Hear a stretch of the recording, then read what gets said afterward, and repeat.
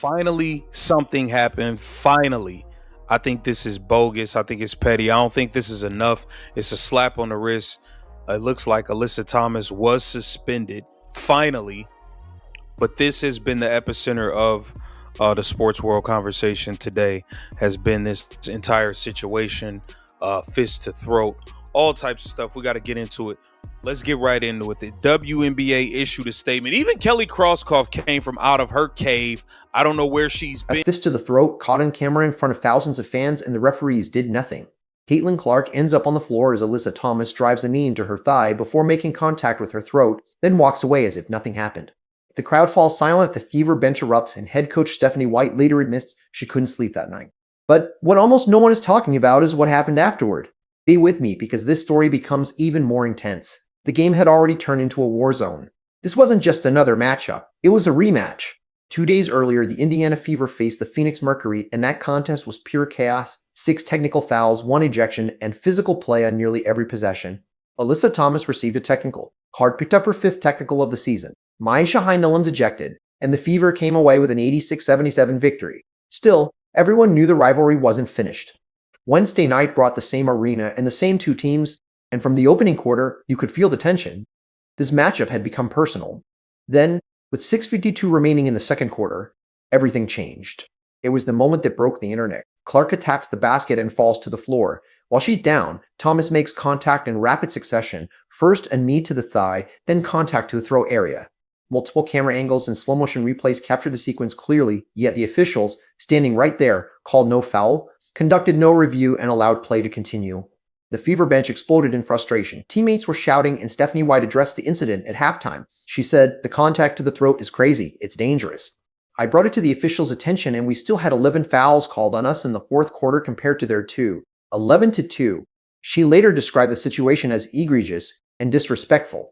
But the story didn't stop there. Clark was hurting, yet she kept playing. Later in the game, she was fouled on a 3-point attempt, landed awkwardly, and immediately grabbed her back. It's important to remember that she's been dealing with back discomfort throughout the season. She headed to the locker room during the third quarter. The arena felt quiet, but she returned to finish the game with 19 points and 8 assists. The Fever ultimately lost 111-101 in a tightly contested finish. Meanwhile, several plays were reviewed throughout the game, but none were upgraded. Even critics began questioning the officiating.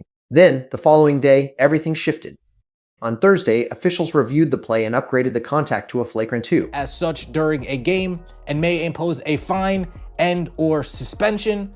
Alyssa Thomas will serve her suspension on June 27th when the Mercury visit the Toronto Temple. Now, I have a question, because this is similar to what happened with Kennedy Carter. This is also similar with what happened with Dejanay Carrington. I have a question to the WNBA shills out there. Do any of you guys have the stones? Shout out to Rudy. Any of you guys have the guts, the balls, the courage to ask Alyssa Thomas in front of a camera with a microphone in your hand if that was done on purpose? Because last time we saw a journalist do that, shout out to Christine Brennan, the WNBA Players Association, they try to go after her credentials. So my question is, will any journalist have the guts to ask Alyssa Thomas that question?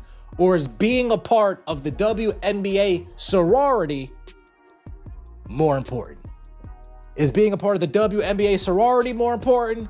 Or is your integrity more important? That's the question I have for all the journalists out there. But we're not done, folks.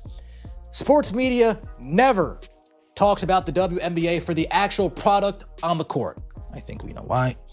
And that's exactly the way the WNBA wants it. Once this story blows over, the WNBA will go back to being ignored by the major outlets until the next Caitlin Clark story comes around. Folks, the WNBA for the last year and a half has been ignored. Once Caitlin Clark went down last year, Colin Cowherd, Stephen A. Smith, Fox News, Fox Sports, anybody that covered her rookie season, they said, I'm good on this. An automatic 1-game suspension was issued along with a fine. The statement called it a non-basketball act. Fever President Kelly Krauskopf Rathberg responded, "Player safety must be a priority. We appreciate the review and action." Fans reacted immediately. Some pointed to previous incidents, while others questioned the consistency. But one thing was clear. This time, action was taken. The locker room reaction. Inside the Fever locker room, the emotions were real.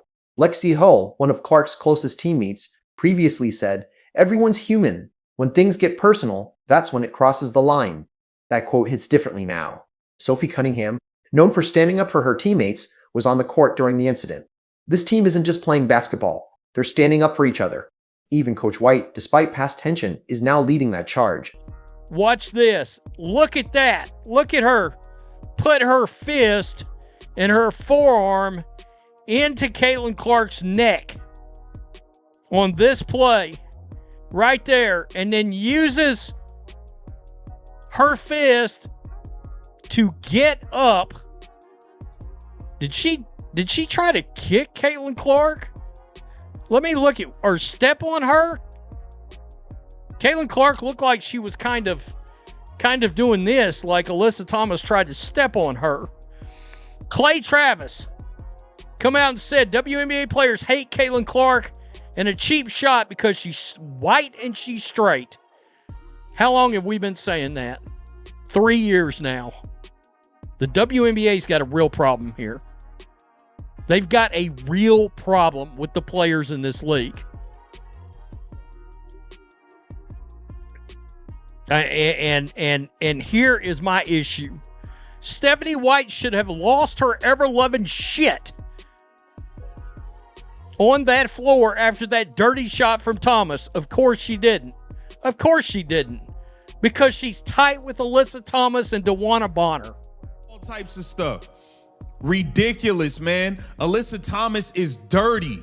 Look at the dirty plays. Look at this angle where she puts her knee directly on her groin. She was out to injure Caitlin Clark. Look at this. Streaking to the basket. Look at her. The ball is all the way over there. Why is your knee in her groin? What are you doing? What are you doing, Alyssa Thomas? The ball isn't even over there. Look at where the ball is, guys. Look at where the ball is. Why are you going through putting your knee on her groin? The ball is clearly behind you. Caitlin Clark don't got the ball. What are you doing? This is targeting. This is an attack. The WNBA needs to step in and do something about Alyssa Thomas and her goon squad brutally, viciously attacking Caitlin Clark. Brutally, viciously attacking Caitlin Clark. What are y'all gonna do about it? What are y'all gonna do about it? This is the biggest star to ever come in this league, and you're letting this thuggery go on. You're letting people viciously target her. It's ridiculous, man. This matters. It isn't just about one play. It's about consistency. Clark has been one of the most talked about players in basketball, and moments like this continue to raise questions. Former player Stacey Dale said, "This is a pivotal moment. The league has to adjust. It impacts the franchise." And it does. Every hit, every missed call, and every injury risk affects the season. The league acted this time, but the question remains, why does it take a viral moment for action? That's the real story. So, what do you think? Was the suspension enough? Drop your opinion below. I read every comment. If you're new here, subscribe now. We cover every Clark moment, every Fever story, and every big WNBA moment. Like, share, and stay tuned, because this story isn't over.